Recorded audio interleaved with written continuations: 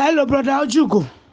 I know say na old video I sent to you. Yes, I am sending it. Tell your Pastor Peter to leave me alone. Your Pastor Peter is looking for me. He want to kill me and my children. Tell Peter to stay clear away from me. Otherwise, I go expose Pastor Peter for this week. Everything where Pastor Peter be, I know everything. The way he kill his wife, I know. The way he kill, sacrifice his father, I know. The way they suck people blood, Yankee wife wey miscarriage 4 times, na Peter, I know.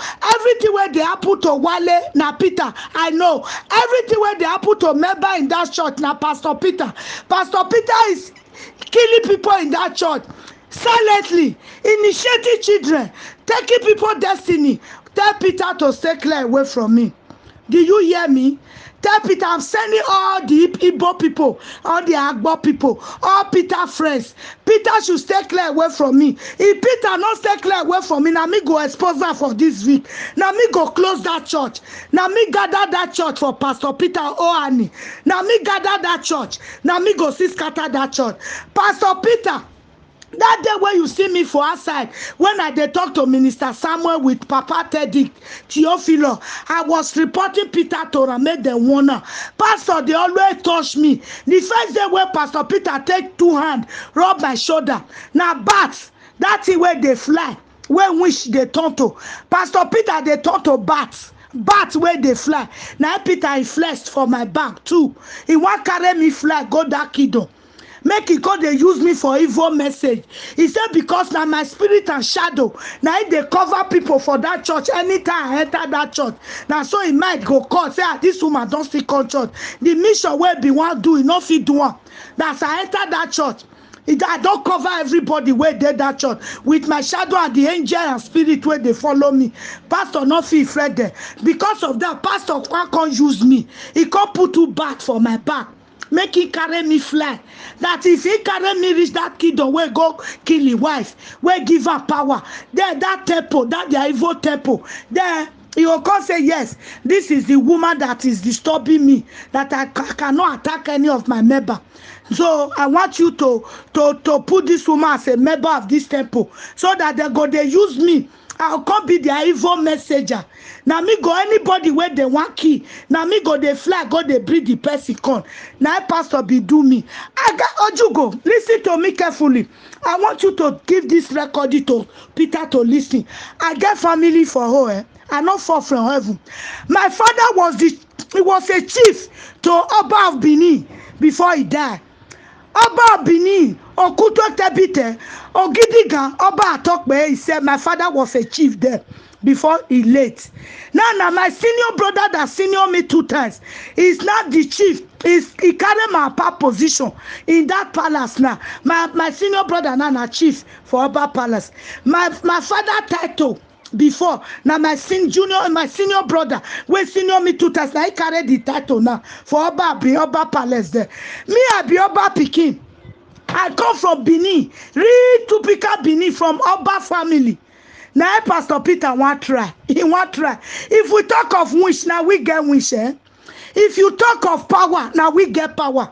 If we talk of God, serving God, now we tell Peter to stay clear away from me. Number 2, I senior Pastor Peter. I senior am with almost 60, 70 years. Pastor Peter should not try me again.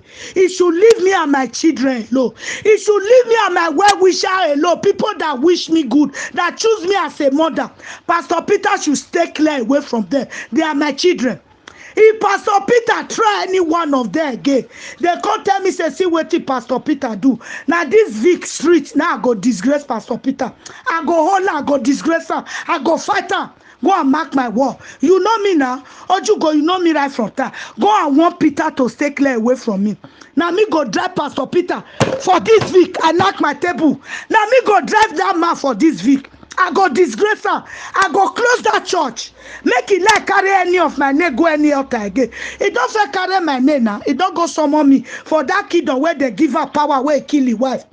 Pastor Peter power where go use his wife do. Now power to heal, power to inflict sickness, power to attack members. Then he go see he there. Now be the power where go as where they give her where he kill his wife. He no ask for power make his church full. If to say make e church full, dem for still give am that power. E church for don full everywhere. But no, e no ask. E go ask for power of to inflict, to heal. He go put sickness for person body, go heal am. He go attack them, he go heal am. Now the power where Peter sick, now they give am. Now Peter go summon my picture there. Because I sent 3 people made them wanna. I sent Mr. Dean. I sent Minister Samuel and Theophilus made them wanna. The last hand where they touch me, when you see all for front of church, that the way Minister Samuel, they talk to me, they beg me. He used and rub my shoulder. As I reach us, I call Oba Palace. I call my people there. I call the chief there. See one of our pastor, Pastor Peter and Ibodo. See the way he still take and rub me again. Now instantly for Palace there, they tell me say, now stroke. Now it be put for my body. He be attack me with stroke. Me, Oba Pikin. Ah no. He be attack me with stroke. Stroke. So I return immediately. I returned that stroke back to Pastor Peter. I am fine. As you can see, nothing go do me. No man born of a woman. No man that have prick. That bath with water of God. No woman that have toto. When they use water of God, they bath, they eat, they cook. Go fit kill me. Never.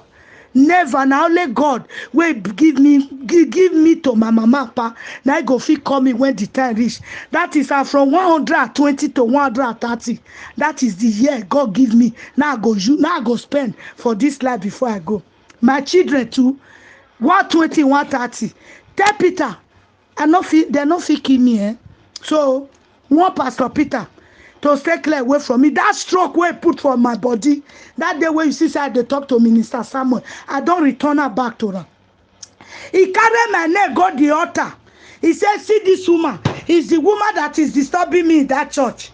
He's narrating me, want to disgrace me. Please, can you people use this woman for another power? They tell her for that kingdom, no. We don't give 2 power to each person. Now one power where you ask, we don't give you. So this woman, you not see her. You not see say waiting follow her. This woman are fire of God. Not if he do her. You not fit kill this woman. You not fit inflict her with disease. You not fit kill the children. Nothing. You not fit do her. The only thing you fit do where you go get peace for that land where you dey. Go and beg this woman. Go and beg for forgiveness. Because you don't to disturb this woman. Go beg her. If he forgive you, you are free. If you not beg her, this woman, it go scatter your church. Your church go close and you go run for that land of Vic. Now wait till they tell Peter for that altar. Tell her, it not shock you. It not shock you now. How many times they know what that they tell Peter for that altar? It not shock you. When I say they look me say me I be ordinary person. Me I be child of God though. God though open my eye. Every time afternoon, God, they open my eye, they see something. It not shock you. It go shock you. Now, wait till they tell Peter, they say, go and beg this woman. If you want peace, you want to live in that land of Vic, go and beg this woman. Because if this woman vex, it go drive you for that land of Vic. All your church go scatter. And I'm ready. I'm going to scatter that church. Mark my word. Since Peter say, now me gather that church for Peter.